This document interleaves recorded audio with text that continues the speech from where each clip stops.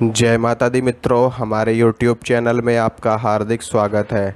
आज मैं आपको हनुमान जी की एक साधना बताऊंगा और बहुत ही चमत्कारिक साधना है। इस साधना में आपको ऐसे ऐसे अनुभव होंगे ना कि ज़िंदगी में आपको किसी साधना में ऐसे अनुभव नहीं हुए होंगे। और हनुमान जी की ये शाबर मंत्र के द्वारा की जाने वाली साधना है।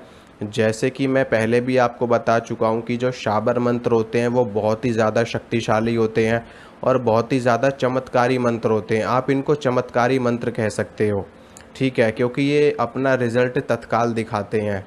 अगर आप आज साधना कर रहे हो तो इसका रिज़ल्ट आपको कल देखने को मिल जाएगा, आपको आज के आज ही देखने को मिल जाएगा, आपको एक दो दिन के अंदर अंदर इनका रिज़ल्ट देखने को मिल जाता है, क्योंकि ये मंत्र कीलित नहीं होते। ठीक है, भगवान शिव ने सभी मंत्र तंत्र को कीलित कर रखा है, लेकिन शाबर मंत्र कीलित नहीं किए गए हैं।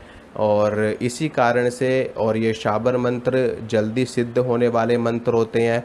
अन्य अन्य मंत्रों का आप जप करोगे 10 लाख, 12 लाख, 20 लाख, 25 लाख, 32 लाख, 50 लाख, तब जा कर के वो मंत्र पूरी तरह से सिद्ध होते हैं। लेकिन शाबर मंत्र कुछ हज़ारों की संख्या में ही सिद्ध हो जाते हैं पूरी तरह से। और जिस दिन से आप इन मंत्रों का जप करना शुरू करते हो उसी दिन से ये मंत्र अपना रिजल्ट दिखाना शुरू कर देते हैं। भले से आपको थोड़ा सा एक दो दिन में आपको समझ में ना आए या आपको महसूस ना हो शक्ति का, लेकिन कुछ दिनों के बाद में आपको शक्ति भी महसूस होने लगेगी।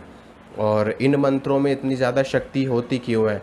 एक तो इसका कारण ये है कि ये मंत्र कीलित नहीं है, ठीक है, पहला कारण तो ये है। दूसरा कारण ये है कि इन मंत्रों में देवी देवताओं को दुहाई दी जाती है, उनको आन दी जाती है, उनको, यहाँ तक कि कुछ मंत्रों में तो देवी देवताओं को गालियाँ तक दी जाती हैं, ठीक है। और इसमें कई प्रकार के मंत्र होते हैं, शाबर अढ़ैया होता है और बरभर शाबर होते हैं, कई तरह की पद्धतियाँ इसमें भी होती हैं शाबर मंत्रों में भी, लेकिन विशेष रूप से इनको शाबर पद्धति कहा जाता है। और ग्रामीण भाषा में भी इन मंत्रों का इन मंत्रों का प्रचलन बहुत ज़्यादा है ग्रामीण लोगों में, यानी कि जो लोग आपने देखा होगा ग्रामीण क्षेत्रों में रहते हैं या फिर शहरी क्षेत्रों में भी इन मंत्रों का प्रचलन बहुत ज़्यादा है। और इसी कारण से है क्योंकि ये मंत्र अपना तुरंत लाभ दिखाना शुरू कर देते हैं। तो आज मैं आपको हनुमान जी का भी एक शाबर मंत्र बताऊंगा और हनुमान जी की एक साधना भी बताऊंगा। इस शाबर मंत्र से आप हनुमान जी की साधना करेंगे तो आपको हनुमान जी की शक्ति का अनुभव बहुत जल्दी होगा, शीघ्रता के साथ होगा। तो चलिए शुरू करते हैं। सबसे पहली चीज़ तो ये है कि इस साधना में आपको ब्रह्मचर्य का पालन करना होगा। और ये 41 दिनों की साधना है। 41 दिनों की साधना मैं इसलिए बता रहा हूँ क्योंकि बहुत से लोग ज़्यादा संख्या में मंत्रों का जप नहीं कर पाते और वो लोग ये कहते हैं कि मंत्रों की संख्या कम हो लेकिन दिन ज़्यादा हो तो कोई दिक्कत वाली बात नहीं है। तो इसीलिए ये साधना मैं आपके लिए लेकर के आया हूँ।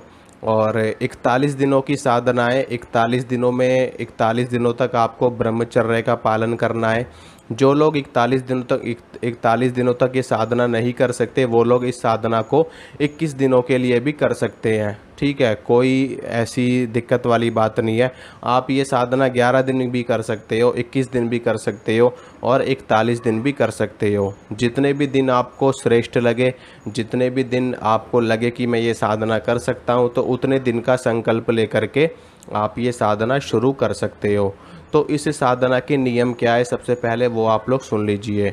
इस साधना के नियम है, पहला नियम है ब्रह्मचर्य का पालन, ठीक है। दूसरा नियम है ज़मीन पे सोना, ज़मीन पे सोना दूसरा नियम है इस साधना का। तीसरा नियम है अंडा, मीट, शराब, ये सारी चीज़ें आपको नहीं खानी पीनी, बिल्कुल भी छूनी तक नहीं है। और चौथा नियम है आपको प्याज लहसुन भी छोड़ना पड़ेगा इस साधना में, क्योंकि ये हनुमान जी की साधना है। हनुमान जी परम सात्विक देवता हैं। और प्याज लहसुन छोड़ना है, अंडा, मीट, शराब, ब्रह्मचर्य का पालन, ज़मीन पे सोना, ठीक है। बस इतने ही नियम है इस साधना के, और कोई विशेष नियम नहीं है। इन नियमों का पालन करते हुए अगर आप साधना करोगे तो आपको 100% रिज़ल्ट मिलेगा और भगवान हनुमान के आपको साक्षात दर्शन भी हो सकते हैं अगर उनकी कृपा हुई, उनकी इच्छा हुई तो, नहीं तो सपने में तो आपको दर्शन हो ही जाएंगे। तो अब साधना करनी कैसे है ये भी आप लोग सुन लीजिए। जहाँ पर भी आपका पूजा घर है, आपके घर में मंदिर तो होगा ही, सबके घर में होता है, तो वहाँ पर हनुमान जी के सामने आपको देसी घी का दीपक जला लेना है और एक धूप बत्ती आपको जला लेनी है। उसके बाद में हनुमान जी के सामने एक जल का लोटा रख देना, उसमें थोड़ा सा गंगा जल डाल देना और एक या दो बूंदी के लड्डू आप रख सकते हो। अगर लड्डू भी नहीं रख सकते तो गुड़ और चने, ठीक है, जो भुने हुए चने होते हैं वो, और साथ में देसी गुड़, ये आप लोग हनुमान जी को भोग दीजिए। और रोज़ आपको ये रखना है जब तक आपकी साधना चलेगी। और देसी घी का दीपक तब तक आपका जलना चाहिए जब तक आप मंत्र का जाप कर रहे हो। और ये साधना आप सुबह के वक्त भी कर सकते हो, शाम के वक्त भी कर सकते हो, रात के वक्त भी कर सकते हो, ब्रह्म मुहूर्त में भी कर सकते हो, निशीत काल में भी कर सकते हो, किसी भी काल में ये साधना कर सकते हो। बस आपको दोपहर के वक्त में ये साधना नहीं करनी है, ठीक है। सुबह शाम रात में किसी भी वक्त आप ये साधना कर सकते हो। अब रुद्राक्ष की माला से आप जप कर सकते हो, तुलसी की माला पे भी आप इस मंत्र का जप कर सकते हो, और लाल चंदन की माला पे, मूंगे की माला पे भी आप इस मंत्र का जप कर सकते हो।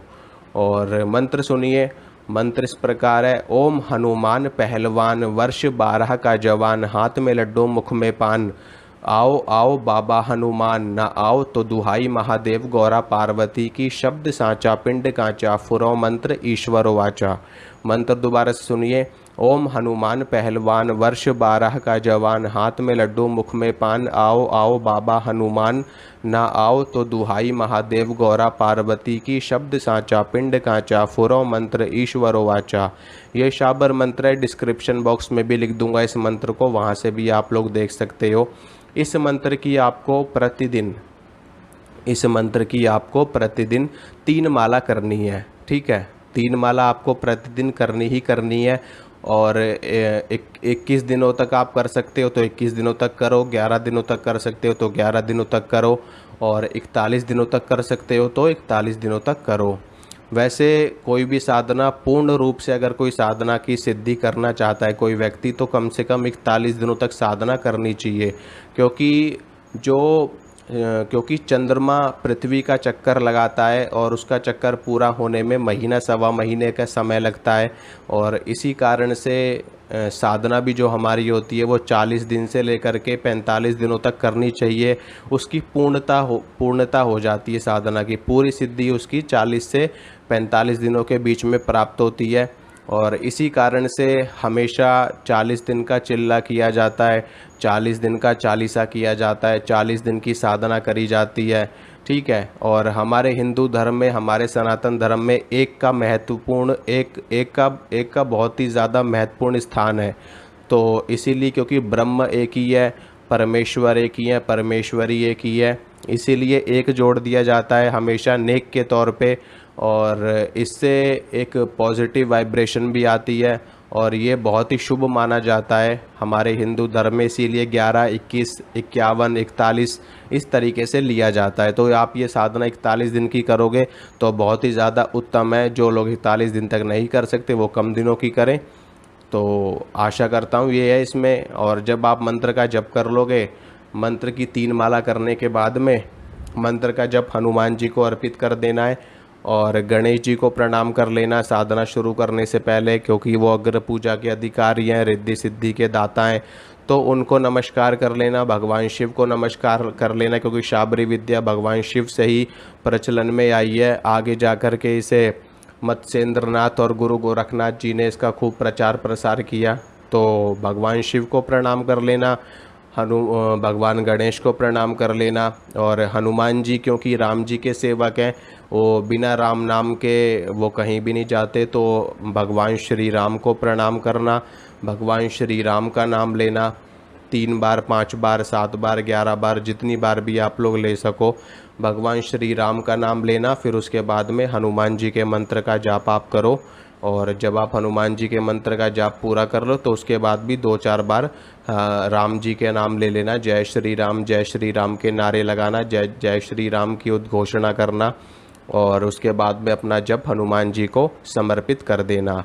इसी तरीके से रोज़ आपको साधना करनी है। विशेष रूप से ब्रह्मचर्य का पालन बहुत ज़रूरी है और सात्विक भोजन बहुत ज़रूरी है। इसमें भोजन आप कुछ भी करिए, कितना भी करिए, कोई आपत्ति वाली बात नहीं है। बस आपके भोजन में प्याज लहसुन नहीं होना चाहिए। बाकी अंडा मीट शराब तो बहुत दूर की बात है। ठीक है।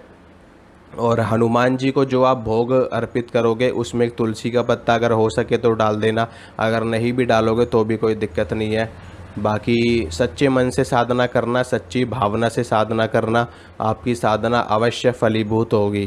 क्योंकि सच्चे मन से किया कार्य, सच्ची भावना से किया कार्य हमेशा सिद्ध होता है, हमेशा फलीभूत होता है। तो चलता हूँ दोस्तों, मिलूँगा आपसे अगली वीडियो में।